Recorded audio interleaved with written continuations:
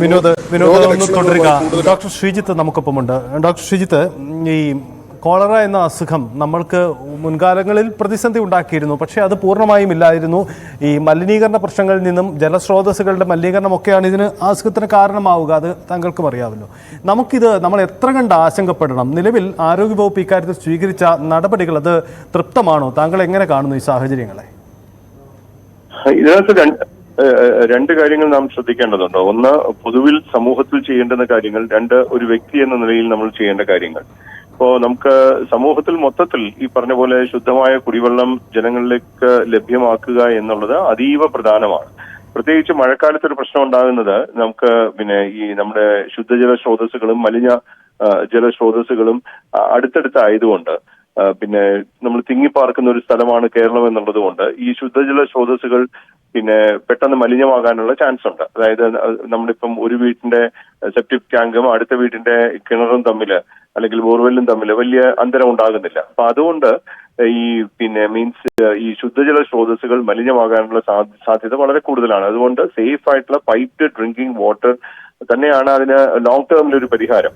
അതുകൊണ്ട് തീർച്ചയായിട്ടും അത് അടിയന്തരമായി നമ്മൾ ശ്രദ്ധിക്കേണ്ടതും കേരളത്തിലെ ജനങ്ങൾക്ക് ശുദ്ധജല ഉറപ്പുവരുത്താനായിട്ടുള്ള നടപടികൾ പൈപ്ഡ് ആയിട്ടുള്ള ഡ്രിങ്കിങ് വാട്ടർ കൊണ്ടുവരേണ്ടതുണ്ട്. കാരണം കോളറ പോലെയുള്ള രോഗങ്ങൾ സാധാരണ പടരുന്നു എന്നുള്ളത് ഒരു പൊതുവിലുള്ള നമ്മുടെ ഒരു സാനിറ്റേഷൻ, അതായത് നമ്മുടെ ഒരു ഹൈജീൻ എത്രത്തോളം ഉണ്ട്, ഒരു സമൂഹത്തിന്റെ സൊസൈറ്റിയുടെ ഹൈജീൻ എത്രത്തോളം ഉണ്ട് എന്നുള്ളതിന്റെ ഒരു ഇൻഡിക്കേറ്റർ തന്നെയാണ്. അപ്പൊ അതുകൊണ്ട് തീർച്ചയായിട്ടും നമ്മൾ ലോങ് ടേം ആയിട്ട് അത്തരത്തിലുള്ള പ്ലാനിങ് ഉണ്ടാവുകയും അത്തരത്തിലുള്ള ഇടപെടലുകൾ ഉണ്ടാവുകയും വേണം.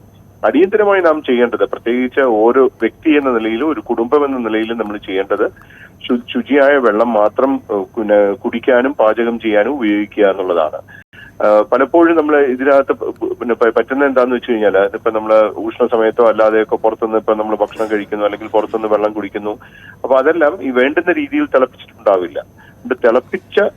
തിളപ്പിച്ചാറ്റിയ വെള്ളം കുടിക്കുക എന്നുള്ളത്, കാരണം അത് ഈ കോളറ ഉൾപ്പെടെയുള്ള നിരവധി ജലജന്യ രോഗങ്ങൾക്കുള്ളൊരു ഉത്തമ പരിഹാരമാണ്.